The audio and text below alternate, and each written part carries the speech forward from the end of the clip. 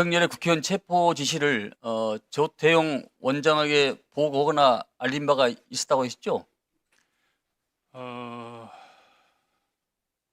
당시 상황을 좀 설명드릴 수 예. 되겠습니까? 설명해 주십시오. 예.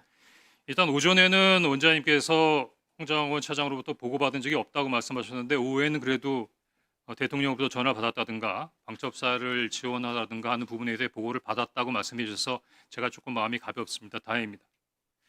그런데 보고를 할 때 방첩사를 지원하라고 합니다라고 얘기만 하고 딱 끊고 그다음에 다른 얘기는 안 하나요? 사실대로 말씀드리면 보고를 안 한 것이 아니라 보고를 거부하신 겁니다. 제가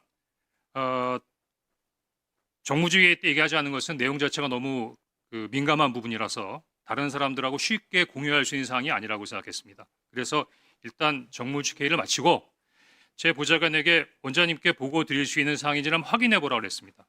그랬더니 오라고 말씀하셨고 제가 서둘러서 원장님실로 보고를 들어가는 것을 비서실 직원들이 다 봤으니까 아마 보고 드렸던 것 자체를 다르게 말씀하실 수는 없을 겁니다. 제가 문을 열고 들어가니까 원장님께서는 그 정무직 회의를 하셨던 그 소파에 그냥 앉아 계셨고 제가 앉자마자 원장님 제가 대통령님으로부터 전화를 받았습니다. 그런데 아마 대통령님께서 해외 출장을 이미 출발하셔서 아마 국내에 알고 저에게 전화하신 것 같습니다라고 얘기했는데 그 뜻은 원장님께서 그 다음날 아침에 일찍 해외 출장이 있으셨어요. 아마 국정원 정도의 출장은 대통령께서도 아셨을 테니까 아마 착오인지는 모르겠지만 왜냐하면 그 이외에는 저에게 전화할 이유가 없었기 때문이죠. 그 다음에 아무 말씀 없으셨습니다. 더구나 비상국무회의에 가서 대통령을 만나고 오셨을 텐데도 비상국무회의에 갔다 왔다라는 말씀도 없으셨습니다. 그래서 제가 이어서 대통령께서 방첩사를 지원하라고 합니다. 라고 하니까 아무 말씀도 없으셨습니다. 그래서 제가 사실은 조금 좀 놀라게 방첩사에서 지금 이재명하고 한동훈을 잡으러 다닌답니다. 라고 말씀하시니까 다소 의외의 답을 받았습니다. 내일 아침에 얘기하시죠. 그래서 아니 지금 내일 아침에 말씀드릴 수 있는 사항이 아니잖아요. 더구나 정무직 회의도 지금 TV에서는 계엄군과 시민, 경찰, 국회 관계자들이 엉켜서 정말 국가의 초유의 위기 상황으로 치닫고 있는데 국가안보를 책임지고 있는 순회 회의에서의 어떤 결론이 내일 아침에 얘기하시죠? 그럼 그 야간 동안은 뭘 한다는 겁니까? 그래서 제가 원장님께 방첩사를 지원하라는 대통령의 지시가 있다고 하면서 방첩사에서 한동훈과 이재명을 잡으러 다닙니다 라고 말씀드리니까 내일 아침에 얘기하자고 말씀하셨고 그래서 제가 원장님 그래도 최소한의 업무 방향이나 지침은 주셔야죠. 그렇게 말씀드렸더니 그 앉았던 소파에서 일어나서 가버리셨어요. 국정원은 뭘 할지 모르니까 비상계엄 때 스터디를 해서 아침에 정무직 회의하자고 지시했다 했죠. 그렇습니다. 다양한 아이디어를 내라는 거 아니겠습니까? 그리고 그 끝나고 홍장원 1차장이 방첩사 지원하라는 대통령 전화를 보고했는데 무슨 지시는 했는지 모르겠다라고 얘기했죠. 말씀드려도 됩니까? 예.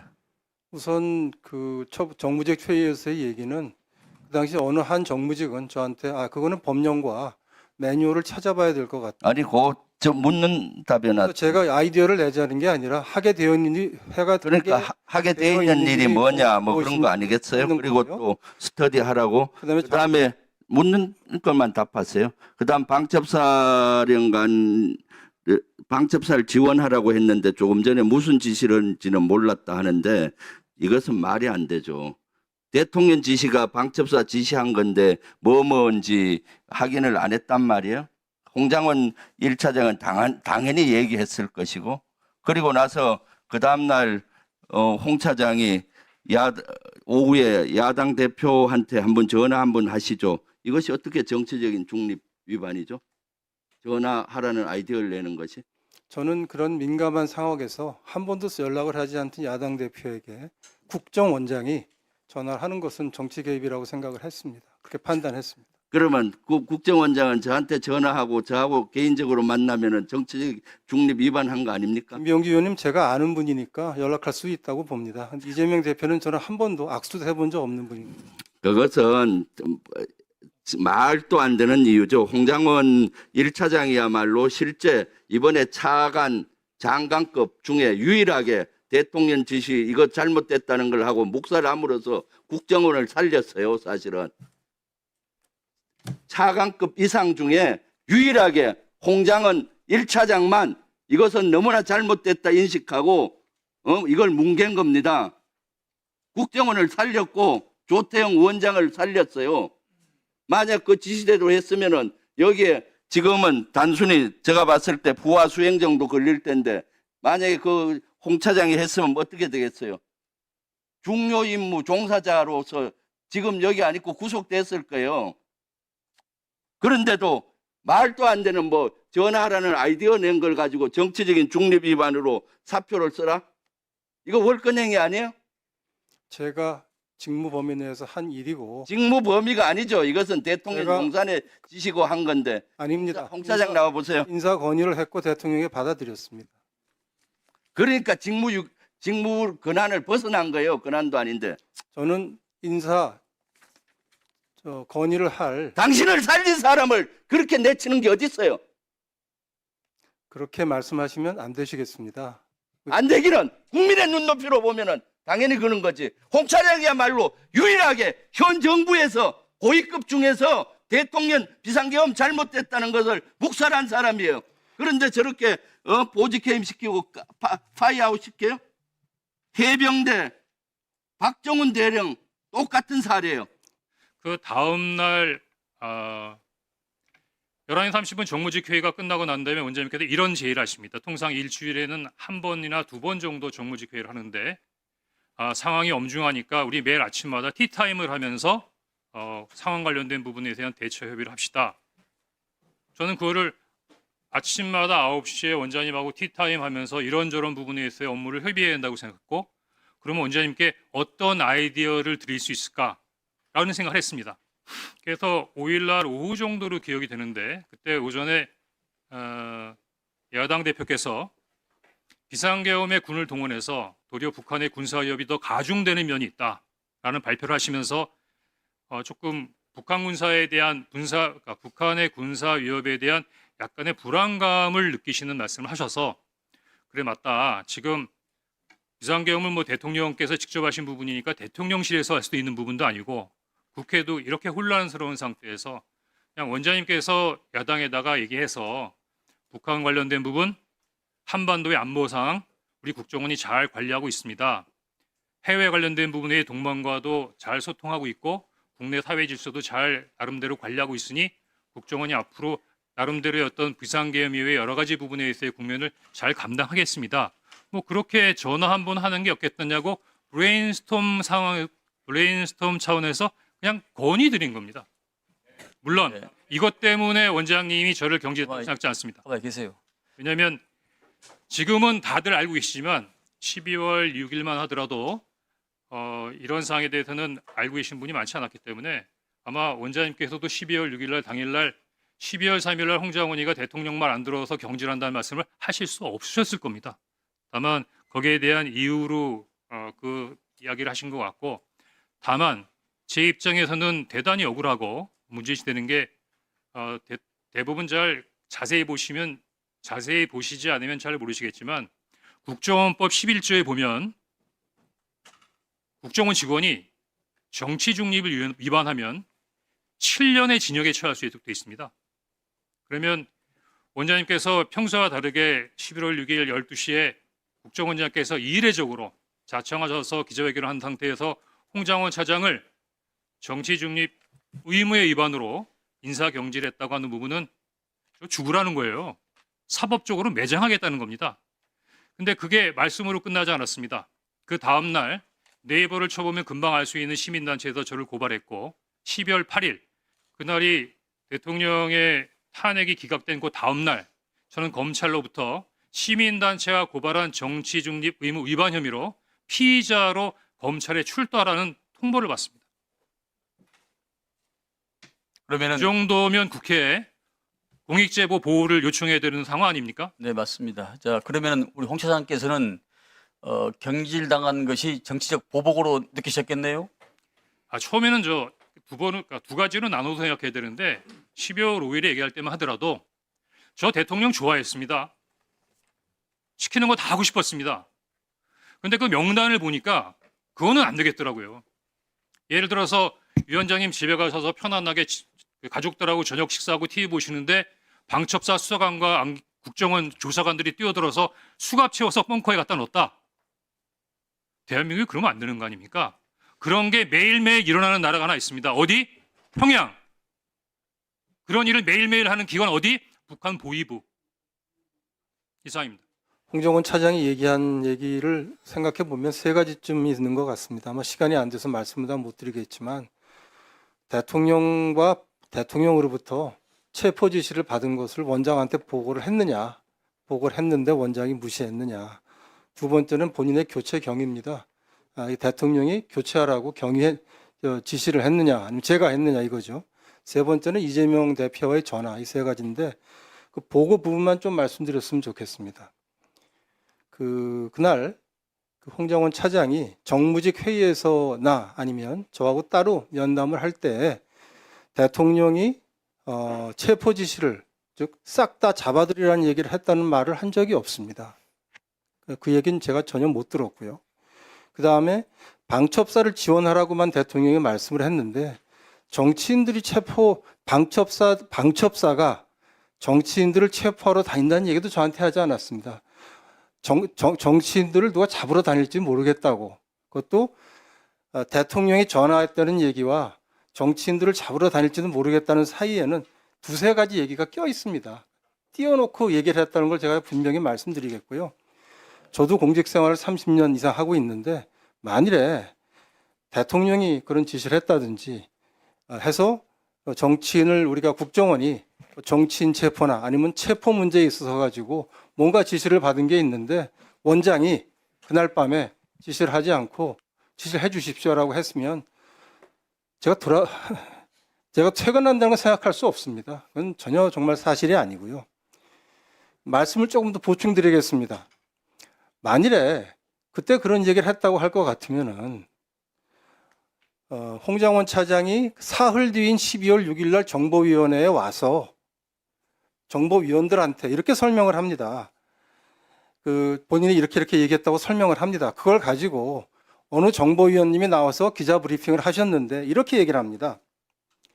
결론은 이게 1차장은 일체 아무것도 하지 않고 있다가 간단히 정리해 주세요. 예. 나갔는데 이겁니다. 지금까지 상황은 정보위원장 그리고 두 의원한테 보고하기 전까지는 자기밖에 몰랐다고 얘기를 했다. 즉 원장한테 보고 안 했다고 본인이 확인을 했습니다. 12월 6일입니다. 하나만 더 얘기하겠습니다. 제가 그렇게 정치인 체포라든지 지금처럼 폭로할 게 있는 거를 보고를 받아서 알고 있는 상황이었으면은 제가 홍장원 차장을 쉽게 교체할 수가 있겠습니까? 저는 설사 교체를 하더라도 홍장원 차장을 제가 오늘까지는 그렇다고 해서 큰 폭로를 할 거라고 생각은 못 했겠지만은 보시는 것처럼 12월 5일 날 사표를 받으니까 12월 6일 날 크게 폭로를 했고 저는 그러한 사실을 12월 6일 날 처음 들었습니다. 바꿔놓고 제가 그 사실을 알았을 때 제가 교체하자고 건의할 수 있고 또 대통령도 그걸 다 알고 있었으면 교체를 승인하겠습니까? 상식적으로 합리적으로 제가 보기엔 말이 되지 않는다 해서 이건 저한테 체포 지시를 보고했다는 것은 정말 사실이 아닙니다. 이재명 대표와 통화해보는 게 좋겠다라고 국정원장한테 보고 내지 건의한 적 있습니까? 예, 조금 전에 말씀드린 대로 그렇게 말씀드린 적 있습니다. 그러니까 어떤 이유죠? 사유를 한번 자세히 예, 설명해 주세요.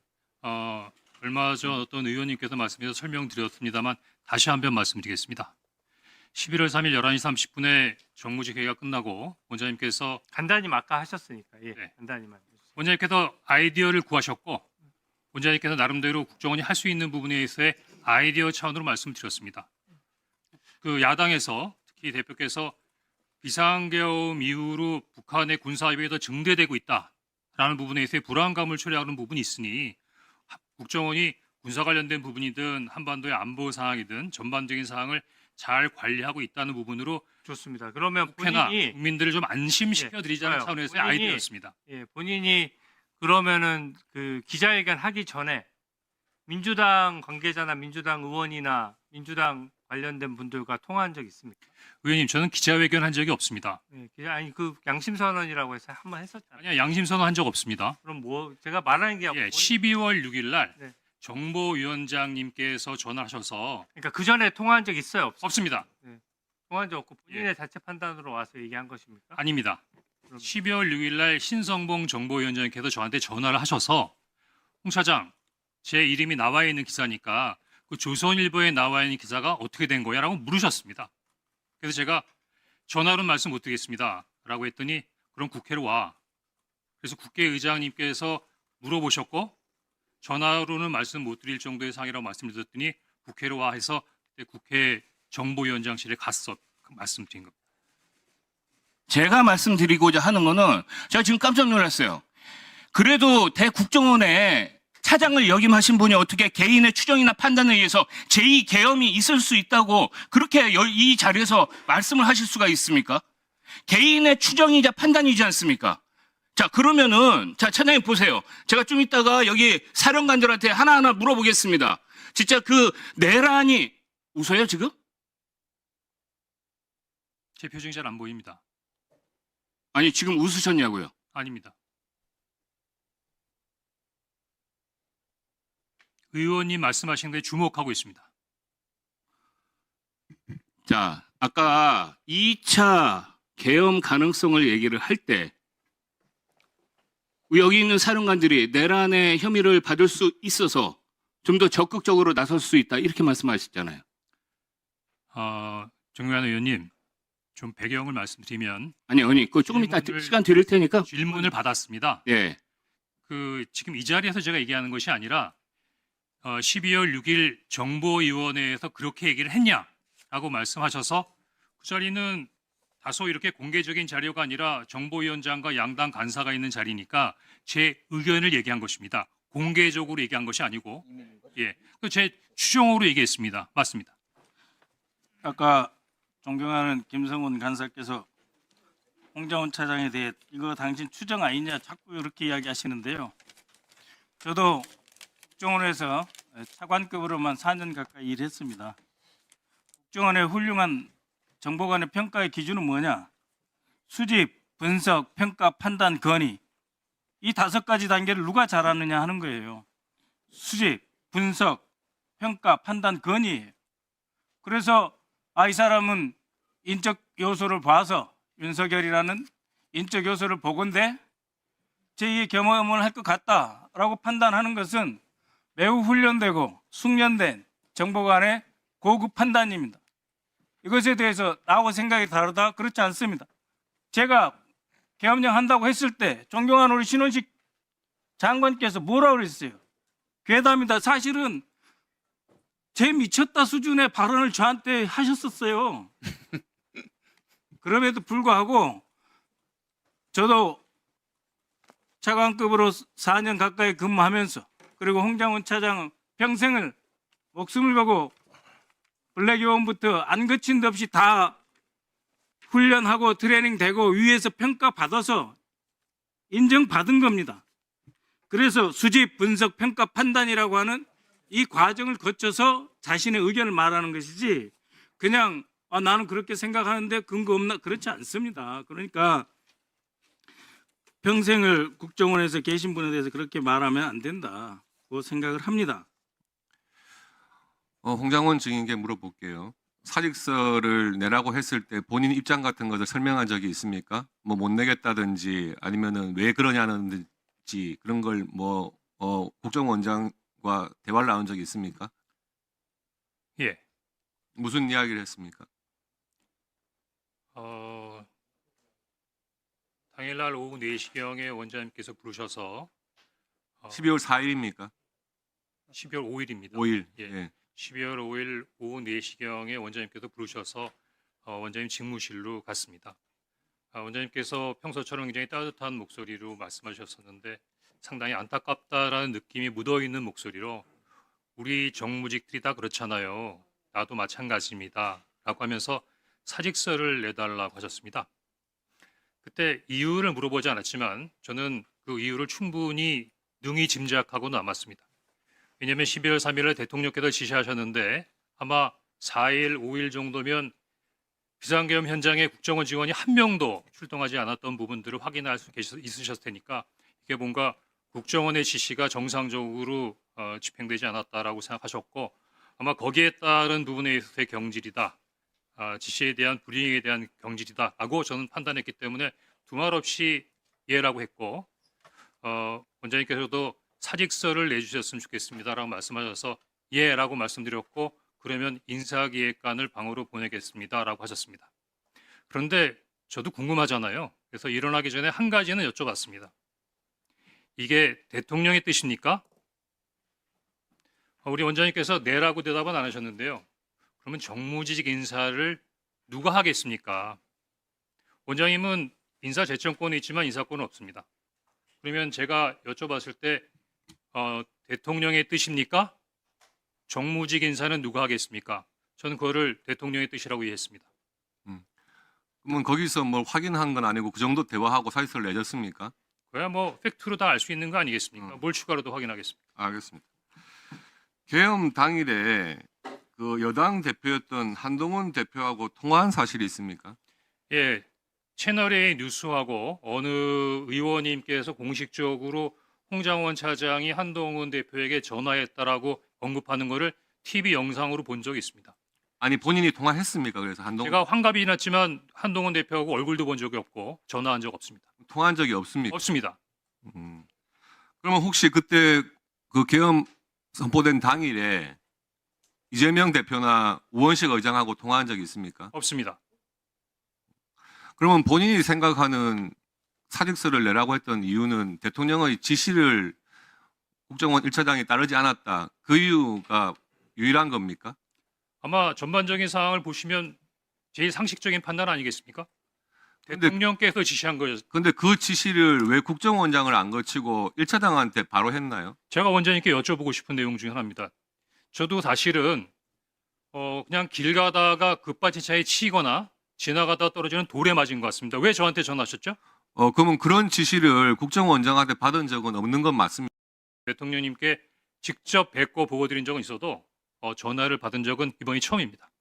그러면 그 전화에서 구체적인 14명의 명단을 불러줬다 이렇게 하는데 이 사실이 14명에 대해서 기억하고 있습니까, 본인이? 아닙니다. 대통령께서는 예. 방금 제가 말씀드린 대로 목적어가 없었습니다. 목적은 없고. 누구를 잡아라, 예. 누구를 체포하라는 말씀이 없었고 예.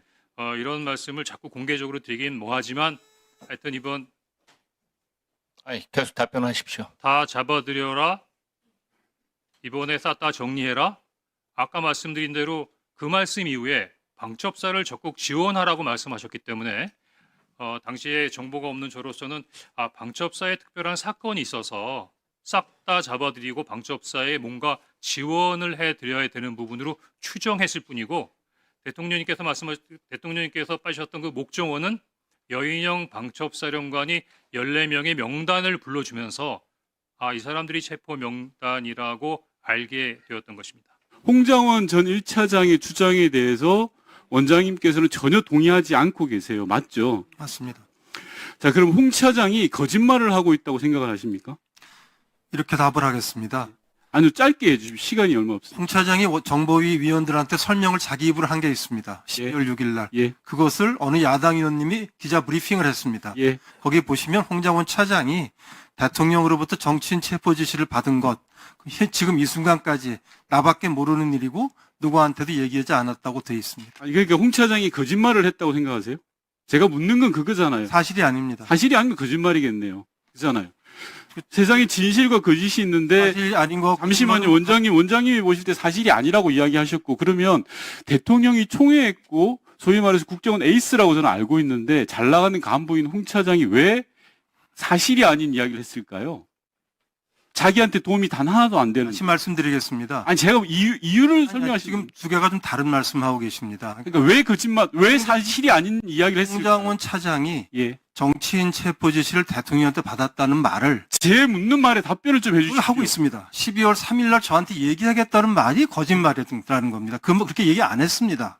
제가 그 얘기를 못 들었. 아니 그러면 좋습니다. 여러 차례 설명하고 12월 3일 이야기를 했다라는 거 말고는 다 진실입니까?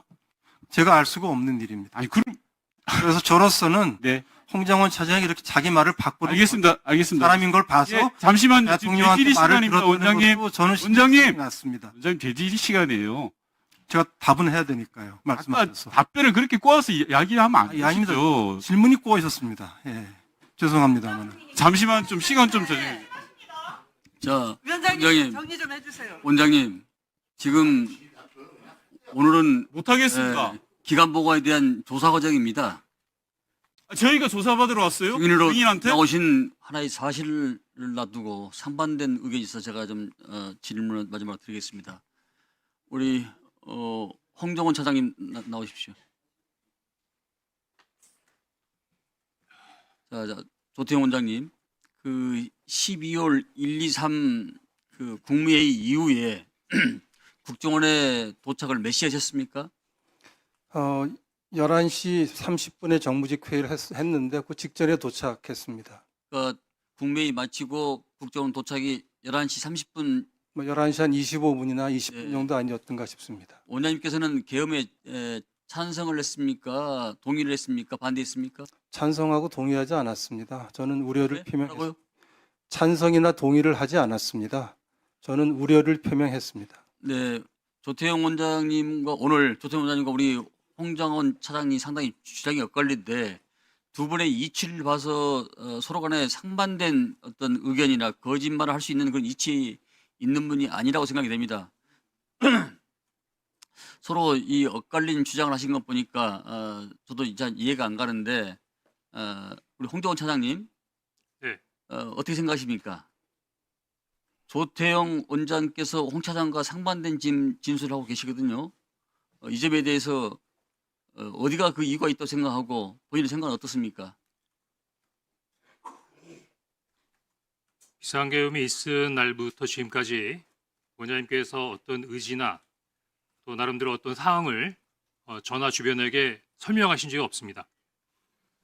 당일날 긴급 정무직 회의를 했음에도 불구하고 비상계엄 국무회의 참석과 사실도 그 다음날 신문을 보고서야 알 수 있었고 아까 말씀드린 대로 엄중한 비상상이 발생해서 원장님께 원장님 이거 어떻게 된 겁니까? 라고 여쭤봤을 때도 그런 걸 왜 물어보니까? 라고 답변하셨기 때문에 저도 지난 1년 동안 모셨던 원장님의 모습과 너무 달라서 저도 이렇다 저렇다 말씀드리기가 좀 어렵습니다. 기회를 주셨으니까 제가 굉장히 중요한 얘기를 하나 말씀드리고자 합니다. 이거는 제 말씀하세요. 얘기를 하는 것 같지만 예. 제 얘기가 아니라 지금 원장님하고도 관계가 되고 국정원의 앞날과도 굉장히 밀접한 관련이 있는 부분이기 때문에 조금 피곤하시겠지만 귀 기울여 주셨으면 좋겠습니다. 말씀하세요. 저는 그 12월 6일자로 정치 중립의 의무를 위반했다는 원장님의 인사 제청으로 경질됐습니다. 저는 계속 원장님이 경질하신 게 아니고 대통령께서 경질하신 겁니다라고 했지만 벌써 10번 넘게 그 국정원장께서 정치 중립 의무를 위반한 이유로 인사 제청을 해서 대통령께서 경질했다고 말씀하셨습니다. 그러면 대통령께서 저를 경질한 거하고 완전히 달라집니다. 뭐가 달라지냐면 제가 오후에도 말씀드렸지 않습니까? 정치 중립 위반이 관련된 부분은 국정원법에 7년의 징역에 처해 있는 중형입니다. 따라서 이러한 부분에 있어 굉장히 중요한 범죄를 남용해서 적용할 수 없기 때문에 정확하게 말씀드리면 국정원법 제11조 정치관여 금지 제2항에 이렇게 명시되어 있습니다. 정치활동 관여 행위는 각 호에 해당되는 행위를 말한다라고 분명히 명시적으로 적시되어 있는 것입니다. 예를 들어서 그냥 정치 위반이다. 그럼 7년형입니다. 이런 부분에 있어서의 남용을 방지하기 위해서 규정과 법에 국정원 직원의 정치 중립 관련된 분의 내용을 각 호에 정확하게 명시해 놨습니다. 따라서 국정원장님께서 야당 대표에게 전화하라고 하는 것을 정치적 중립 위반 의무로 판단했다. 이거는 국정원법에도 없고 국정원 직원법에도 없고 규정에도 없는 겁니다. 임의적으로 자의적으로 판단하신 겁니다. 그러면 어떻게 되냐면요. 인사제청권자인 국정원장께서 국정원 법과 규정에 근거하지 않은 상태에서 자의적으로 판단하고 인사권자인 대통령에게 건의해서 저를 경질한 겁니다. 그럼 제가 보기에는 국정원장님이 저에 대해서 인사권자에게 허위 보고를 한 것이고 무고입니다. 인사제청권의 남용입니다. 따라서 12월 6일 날 있었던 저에 대한 경질은 원천 무효이고 불법입니다. 위원장님, 저도 좀 하지만 말씀할 수 있게 기회를 좀 꼭 하지만 주십시오. 잠깐. 이 부분에 대해서 국정원자를 고발하거나 행정소송을 하거나 하지는 않겠습니다. 다만 원장님, 그래도 국정원의 넘버원, 넘버2가 제가 나름대로 특별한 부분에 있어서의 다른 것도 아니고 원장님이 매일 아침마다 티타임에 의견을 달라고 말씀하셔서 우리 아이디어 차원에서 말씀드리는 거 가지고 어느 날 갑자기 그거를 저한테 정치 관여 금지 위반이라고 해서 이렇게 어려운 상황에 멋진다면 저는 괜찮습니다. 이 다음번에 어느 부도장이 국회 뭐뭐뭐 얘기하는데 국회? 너 정치 중립 위반한 거 아니야?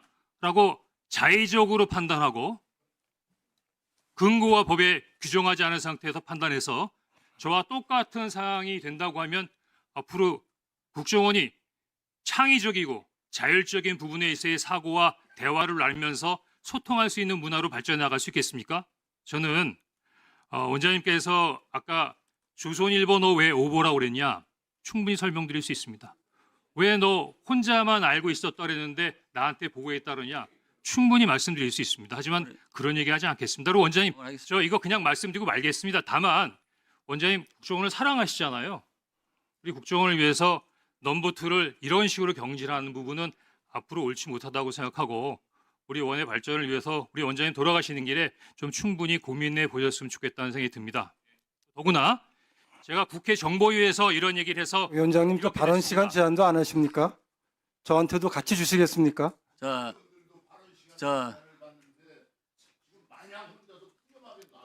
정리하십시오. 네.